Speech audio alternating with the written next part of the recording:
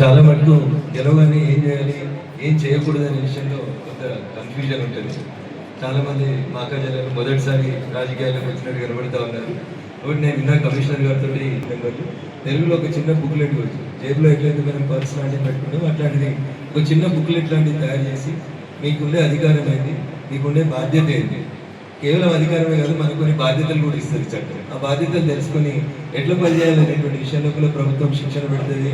చాలా మంది శిక్షణ ఇస్తారు. ఆ పుస్తకాలు పెద్ద పెద్ద అంటే అవన్నీ చదవలేరు మీరు, కానీ చిన్నగా 2 పేజీలలో 1 నుంచి 10 పాయింట్లు మీకుండే అధికారం ఏది, మీకుండే బాధ్యతలు ఏమైనా ఒకసారి తెలుసుకోండి. దయచేసి అందరి నెంబర్లు పెట్టుకోండి, రెస్పెక్టివ్ ఆఫ్ పార్టీస్ అధికారులే తోటి కౌన్సిలర్లు అందరినీ పెట్టుకోండి.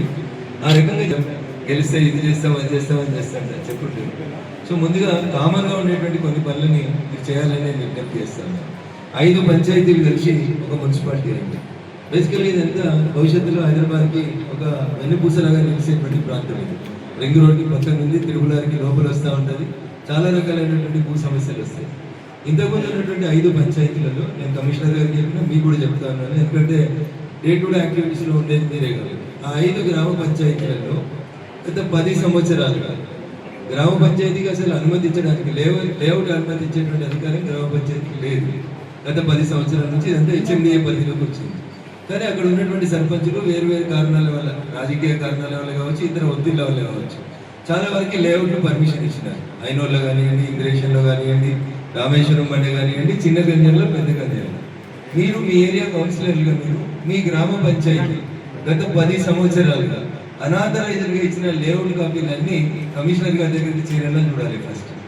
లేకపోతే ఏమైందంటే ఒక 6 నెలల తర్వాత ఒక ఆయన వస్తాడు, ఇది పాత సర్పంచ్ అంతిరెడ్డి గారు రామేశ్వరం మండలికి సర్పంచ్ ఉన్నప్పుడు ఇచ్చిన లేఅవుట్ అని ఒక దొంగ లేఅవుట్ పట్టుకొని వచ్చి దానికి మాట్లాడే కార్యక్రమం చేస్తాడు.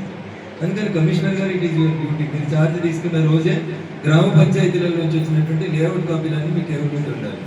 ఆ లేఅవుట్ కాపీలు కాకుండా భవిష్యత్తులో కొత్త లేఅవుట్ కాపీలు ఏమి వచ్చినా అవి దొంగ కాపీలని, ఆ సర్పంచ్ సంతకం ఫోర్జరీ అయిందని బాధాప్తా తెచ్చినట్టు మీద 420 కేసు పెట్టాలి. మీరు ఒక రిజిస్టర్ మెయింటైన్ చేయండి. హెచ్ఎండిఏ ఇచ్చినటువంటి లేఅవుట్లు అయింది గత 10 సంవత్సరాలు గ్రామ పంచాయతీల పేరు మీద ఉన్న అనాథరైజర్ లేఅవుట్స్ అయింది. బేసికల్ సమస్య అంతా మీద భవిష్యత్తులో ఇదే వస్తుంది. రోడ్లు వెడల్పు చేయలేము, కొత్త కాలనీలు చేయలేము, కొత్త కాలనీలు గేటెడ్ కమ్యూనిటీస్ వస్తాయి, అప్పుడు రకరకాలైనటువంటి అవస్థలు వస్తాయి. ఫస్ట్ పునాది సరిగా ఉంటే మీరు ఏమైనా చేస్తారు.